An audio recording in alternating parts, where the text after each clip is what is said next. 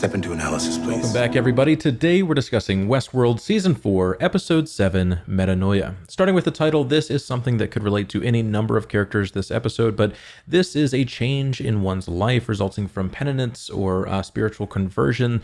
This could be referring to anybody, but I think most immediately my thought was Christina and her baptism into the new and improved version of herself. Before we get started, I just want to thank all of our new subscribers. We are so close to hitting our goal. So if you have not, please hit that subscribe button so that we can hit 50,000 subscribers before the end of the Westworld season. So without further ado, let's overthink an HBO show about robots. The episode as a completely isolated thing, it was amazing. But in the grand scheme of like the Westworld series, it's definitely an interesting episode. There was a couple parts where I was just like, that is an interesting thing that's happening there. A lot of big moments happened. I applaud the showrunners for being brave enough to do what they did in this episode. And I think, like most, I was really just left with many questions that only painted a meaningful picture after I had time to sit and consider the implications. But overall, it is a story that I'm still very much captivated by. The episode begins with Maeve and Bernard driving to the Hoover Dam, the aspect ratio in full effect, and he hands her a grenade launcher that she will need for later, letting us know that he is still fully aware of the future events to come. They discuss this being where Dolores sent the Sublime, and he unlocks it using the key that still has the same name from Season 2. The door opens, and they start talking about drinking. He assures her that they will be all right, which means that even inside of the Sublime, he was doing the thing where he outright tells people that he is a prophet, which is incredible attention to detail that I've been highlighting this entire season. I'm glad that he's actually doing that in the Sublime to show us exactly why he's doing it out of the Sublime. Now, they talked about being inside of the Sublime while in the Sublime, while looking at the Sublime. It is confusing and leaves open one of my more favorite theories, a simulation inside of a simulation. Now, I don't want to theory craft about the possibilities of a simulation inside of a simulation just yet, because this would exponentially increase the number of variables that would, need to be considered. But I will say it is entirely possible. And the line from Bernard talking about how tired he was going through all of these versions of the future makes me think that, hey, I mean, why not outsource the work to the Sublime created inside of the Sublime, which would have afforded him millennia inside of millennia to continue searching for the answers. After all, he's opening a door to the Sublime within the Sublime and not a door to the real world in this moment. Again, I don't want to hyper focus on this. It could be just, metaphorical or representation of like what needs to happen in the real world. But unless we have confirmation that something like that is happening, I think that we could spend an entire day discussing the theoretical ways it could be used, and then realize that the Sublime within the Sublime doesn't actually exist. So I'm just going to move right past that. They discuss the future is inevitable, extinction for both the host and humanity. Bernard offers Maeve a way out, trying to see how she would react to learning that this is a possibility. She tells him that if the real version of herself knew that all was lost, regardless, there would be no way that she would consciously sign up for that, which of course comes into question a little bit later. They return to the dam. This time in reality, we see Bernard putting a small black gun in his coat, showing us immediately that he has adapted his actions to account for what he has learned in the Sublime from this interaction. He stores it behind this waterline for a yet-to-be-revealed reason. This never comes up. No one ever grabs this gun in this episode. This is down to the definition of Chekhov's gun, so we will definitely see this used at some point. She asks why she's in front while he essentially is an oracle, which is a valid point, and he replies that he is making sure that she is properly backstopped or supported. I take this as a hint that this is all for Maeve in some kind of grander way, while acknowledging that he is just like the facilitator of these steps. Like maybe Maeve is the key and he is just there making sure that she gets from point A to point B. Because after all, I mean, what does she do this episode? Like, what was her grander purpose, right? Did she just come back? Was she the weapon because she could, fight Hale? I do have a hard time believing it's that. He opens the door to the Sublime, allowing for hosts to enter once again. Since we've seen Bernard now leave the Sublime, it's also important to keep in mind that any host that entered in Season 2 could come back, because we've now seen this process, including Teddy, though the creation of a physical pearl and body would still be something that they would have to overcome. but I think it's entirely possible. Maeve says that there's no time like the present, and he snaps out of his focus on his tablet and starts pacing, talking to her, but doing so in a way that makes me think that he's checking to see if, he's still on the correct series of events. Like he's studying Maeve here, and this continues after the drone dies, and he uncomfortably stays under this table. His acting here was incredibly odd, or even off-putting to me. Like, he was uncertain about her next comments this entire time and just praying that she was going to say the right things. She, of course, affirms that she intends to free humanity, but she wants to enter the sublime after all is said and done. She makes him promise that he's going to send her mind into the sublime after everything is said and done, and he just looks heartbroken and worried about lying to her in this moment. He knows that this ends in death, but he just learned from the sublime that, this version of Maeve would not sign up for death, that she is very much intending to see her daughter again. The most interesting part is that Bernard is wrong here. He is playing God over other people's lives, actively manipulating the real version of her because of his perception of who she is and how she would react. The truth is, this strips away her autonomy to make choices. He is acting for the best interest of his plan and not considering her capable of making the same morally good choices to save the planet if she had all of the information. This is something that happens all of the time, and in countless plots before it doesn't mean anything grander. The ends justify the means, so hey, everything's okay. But I wonder if this isn't an opportunity to show how this plan could be somewhat wrong, because he is forcing her to do what he wants by not giving her all of the information that she could have from the start. Objectively, that's wrong. He promises, and they transition with this, again, really odd stare at Maeve and his head going down. I'll be honest, Jeffrey Wright, great actor. Great actor. I have cried at his performances, right? We know that he's capable. But this scene made me uncomfortable. I don't know if it was the position that he was placed in, if it was just odd acting performance to show that something deeper is going on. But if it is the former, I guess I just want to point out, it's kind of weird. They leave, and the gun is still hidden behind the waterline, their next target being the tower. The opening credits roll, and we come to Christina. She wakes up, this time in a black dress, and her image of the world no longer being painted. Teddy is watching her like he's living in the lyrics of a romantic song or practicing for his next serial killer flick. With everything that happened this episode, Teddy is painted as the kind of tour guide of this world, which makes me think back to his original role in the park. And now that he has this wondrous Christina who is objectively closer to the good girl Dolores, he really is living his best life. It makes me think that this could be him recreating Dolores. Like, this is the Pearl of Teddy that was uploaded to the Sublime, manifesting Christina in some kind of way. The other thing that this park tour guide reminds me of is the Forge and the manifestation of the system that was running everything as Logan. Teddy could be Logan here, explaining the real world to Christina. And I think that would be pretty interesting. Christina could also be, thank you, Morty, could also be Logan, like a manifestation of the system itself, and it's manifesting Teddy as maybe a part of her bicameral mind. Something else we have not considered is the Immortality Project human data. Now, all of the bad guys throughout the series have wanted this data for their own nefarious purposes, but maybe the good guys have some kind of use for this as well. The door is open, the Sublime and Data have been together for some, time now.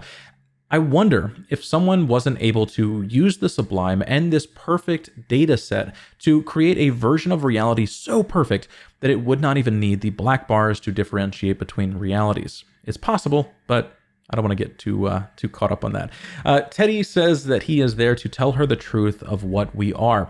I believe this is for a good reason. Like, the version of Dolores needs to understand the complete picture of what the other Doloreses have done so that she can decide where we go from here. He also says that they are reflections of the people that made them, which I think speaks to the emotional and mental health part of this, like wanting to offer her some relief because yes, all of this happened, but it's because they were positioned from an early point to fail. This is only what they could have ever become because of the lens in which they were created.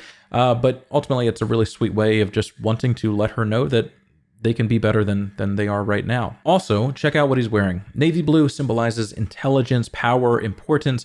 He is fully embracing some kind of leadership role. And I think the only question is, who directed him to do this? In spite of my Christina Final Thoughts video pointing to Hale being the mastermind of this world, I think it's entirely possible that this is Bernard's true endgame. I also think it's entirely possible that Christina is the system and is manifesting Teddy to be this role. And it's ultimately like the ultimate perspective of a host mind coming to terms with reality. But regardless, Christina gets visibly upset when learning that it's harder for them to die, and then demands that she is not Dolores. She goes to the bathroom questioning who she is, and the study of herself in the mirror leads to her thoughts about drowning. Now, on the surface, or under the surface, to me, this was a baptism of sorts, like an awakening of who she could be, or maybe more importantly, who she wants to be.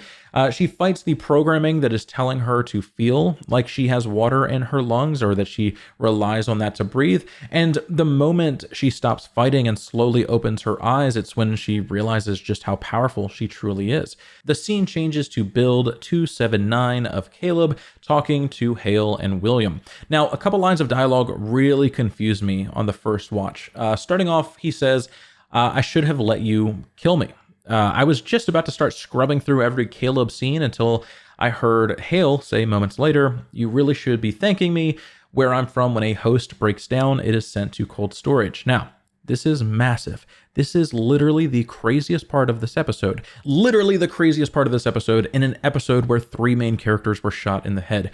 She solved the Human Immortality Project. This line means that he broke down, decayed just like the previous iterations of himself would, and every iteration of James Delos did, and instead of killing him, she fixed him. She allowed him to suffer, he awakened fully, and now this is the first human mind inside of a host body, and we have to, wonder why. He says that he agreed to this, or she says that he agreed to this for another chance to see Frankie, and it does feel like an action that may fly in the face of his character because ultimately he is used as bait to get Frankie here, but he does also have unwarranted hope and faith that somehow everything will be okay, so maybe this is exactly what he would have done. Either way, this is an absolute subtle bombshell of the episode, and I can't wait to see how this exactly develops. Now that it has been cracked, maybe all humans can become this, and of course, it was cracked by the person trying the absolute hardest to enslave and kill humanity. Absolutely bravo. Now, this could also be hinting at the extinction event that Bernard is ultimately trying to prevent. Like, this is definitely the death of humanity because we are kind of evolving. Like, the Homo sapien, we're the death of that species, and now we are becoming something entirely of our own creation. I think that is pretty interesting, and would also allow for all of the variables to be true, where our good guys still kind of win, and of course, extinction event still happens. If you need any more proof of this being the importance of this actual scene, Hale says that it would be nice to have some quiet around here. It was literally only him. She purged all of the other hosts, and her ability to hear the noise means that she works intimately on this feat. It is, I love it. I love it. It's so subtle. This entire reveal was just like, oh yeah, by the way. Okay, moving on. Because we know Hale was trying her let them escape to study what they do plot, I do still think that this could be a part of that plot, and in some really sneaky way may last all the way until season 5. Hale announces that she's putting an end to the cities, putting all humans in cold storage, and that in the last 3 days, more hosts are continuing to take their own lives, leading to this increased desire to move her plan along since they can't figure out a way to stop it. Maybe even conceding that Caleb was right. The hosts are taking their own lives because they don't want to be a part of her particular picture of the world. But of course, I don't think she can admit that to herself or the people around her. Then they come to Frankie and Stubbs teaming up in this epic, Jesus, Stubbs, gun safety, my boy. Then we have more gay things happen. Also, this line about Frankie being her safe space. Stubbs makes a joke about being an oracle. Both of these lines felt real odd. That could have hidden depth, but the way this episode ends, I kind of doubt it. But I don't know. I don't trust the rendezvous point thing, but let's talk about that now. They get to the city, their plot being to rescue Caleb, while Maeve and Bernard go for the head of the snake. Maeve wants Frankie to tell Caleb hi, and she says, hey, you can tell him yourself at the rendezvous point, Red Hook. Now, this paints the picture that Maeve thinks that she's going to die. which is it's a pretty normal human thing. This is actively her saying her goodbyes, but we do know that Bernard did not share this information with her yet. Bernard does say his goodbyes to Stubbs, which felt like a pretty wholesome end to this bromance. Stubbs asks directly if he makes it, and Bernard shakes his head no. I think he is basically referring to himself, and Stubbs may very well be in the clear here, at least for the foreseeable future. It's a goodbye no matter which of them die, but I do think the grander meaning is that Stubbs, the host with no ambitions of his own, and the guy who just wants to be a good boy, he gets to live. And I think that that's worth it. Bernard departs with a note about going left at the fork, which will most certainly be important. Hale sends the message out to the world that the end of days is upon us and it is time to evolve. Billiam and William have a discussion about Hale taking his world away, and William mocks himself, basically. This constant questioning of himself and his reality is what got him into this mess. So this funny, mocking, what would you do? Feels like William understanding that it's pointless to maybe constantly question these things. William baits Billiam into killing him, in my opinion, telling him that he's been neutered, that he doesn't have the balls to hurt him, and then presses the issue about being cockroaches and how there is no escape from his origin story. He will always have a part of William inside of him, no matter what, which is exactly the perfect thing that he would need to say, being that he knows himself the most, the perfect thing that would make him suffer and ultimately make him act. He talks about there being no version of himself escaping this rig, which is really interesting.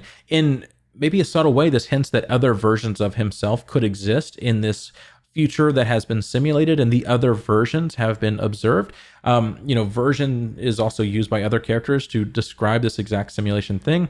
I don't think William is like acknowledging, other versions of himself exist, but I do think the word choice is ultimately used for a reason.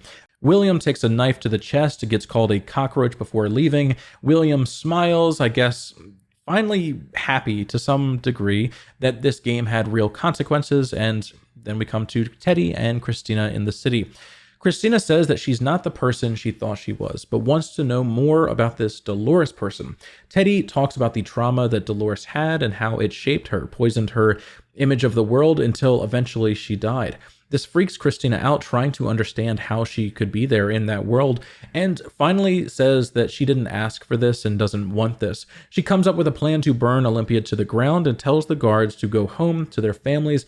The guards may reveal also, in a subtle way, that in this moment, what exactly Christina is, because they're saying Home Office has issued the orders for us to go home, meaning the system that governs them provided them this message. And I think that if she is the control system, this will be a great reveal beforehand. Then we come to Stubbs and Frankie about to enter the building to rescue Caleb. And we see Christina making humans do what she wants, starting with the fire alarm. This is the real world. So what we're seeing are her as code, like a digital cloud, interfering with the humans through the fly control system to make them do what she wants them to do. It feels like she's not imagining this or just seeing these things, like she is actively imposing her will over the real world. It feels like she is, again, the system that is controlling these people. Now, she orders all of the writers to destroy their stories, which we know correlate to the human lives. So I guess the purpose is that she is freeing them from the fates that were written for them. But on first watch, I really thought she was deleting those stories, and that could correlate to the deletion of human life instead. And that confused me, but I don't think that's what she's doing.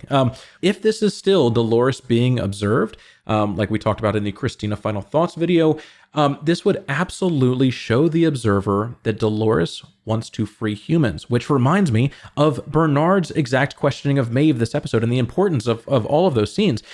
He would now know that both of these variables would act to save humanity, and I think that, that's pretty important. She unlocks all of the doors and sends every guard home.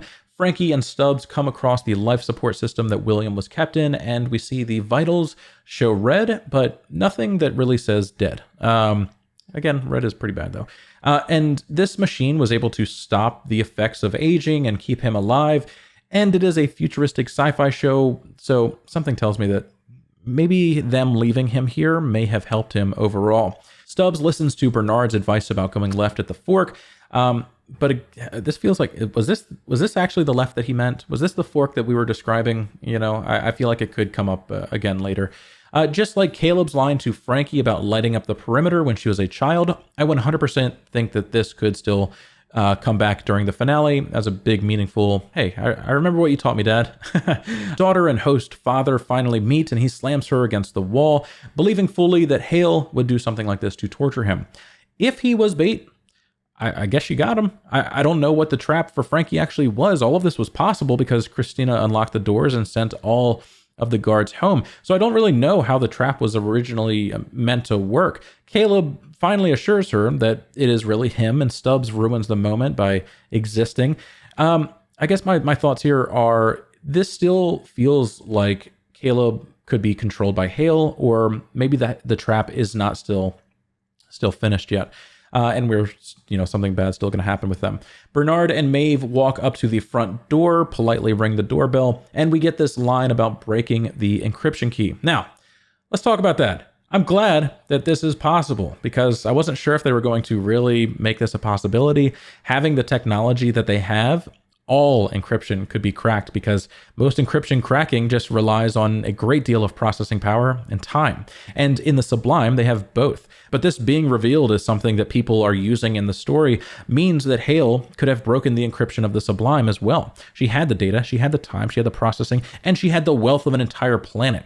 After all, she's the queen of this world. And we did hear a line from Bernard saying that she was simulating host minds before putting them into the world. So we know that she has invented similar tech, and they have had control over the data for many years. It's entirely possible that the encryption was broken there, and any number of things could be the Sublime. And ultimately, we're just waiting for that aspect ratio transition. They make it past the robots, Assassin's Creed, this drone host, and blood disappears on the ground. Now, it's probably nothing, but, everything's a clue and all. Bernard does reveal that this is not the happy story that she was signed up for, that everybody is going to die, and apologizes for lying to her before, which, now that she's at the devil's doorstep, it's kind of hard to make a choice, bud. This is the illusion of choice, right?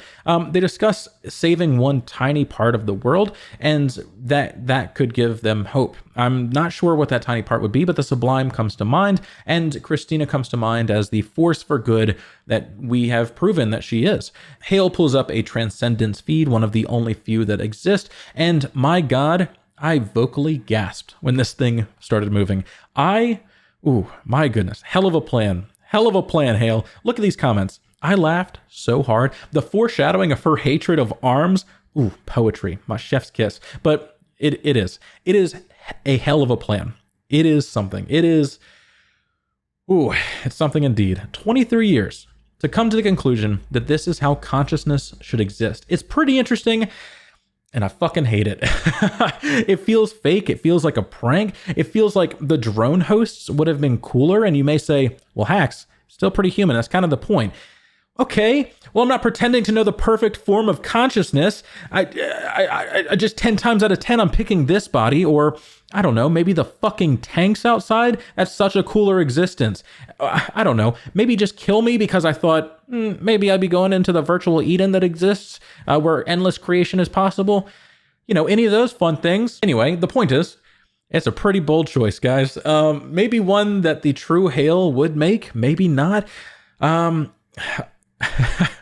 She does hate arms. I guess only time will tell what is and what isn't real. One last note, the Transcendent Host, it looks sad. Like its head is slightly tilted downward, like maybe Hale made this Freudian slip in her design, which is a cool little Easter egg. She kind of reflects on the moment, almost fearing this process, and then she goes to her new tech body and admires it. One final note about this body, if this thing has some kind of like nanotech integration where you can produce, objects like floating arms or something, that would change my mind. And then this would be very cool. I would very much enjoy this design if that is the case.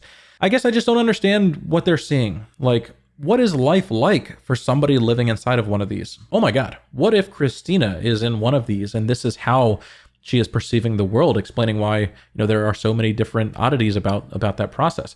It would be a pretty interesting twist, but again, I don't want to spend too much time on that. Hale plans to leave this body behind. Maeve comes to talk her shit and knife fight in the water. Maeve mocks her for keeping her scar and, how she believes herself better than the humans and still does very human things. Hale reveals that the Sublime is part of her plan, and bringing back the hosts that are there is what she desires. Her plan feels like a scared little girl, afraid that she has no friends, so she intends to make everybody her friend by force and force them to live in a world tailored to her existence. It is a great bad guy story. It does feel a little odd.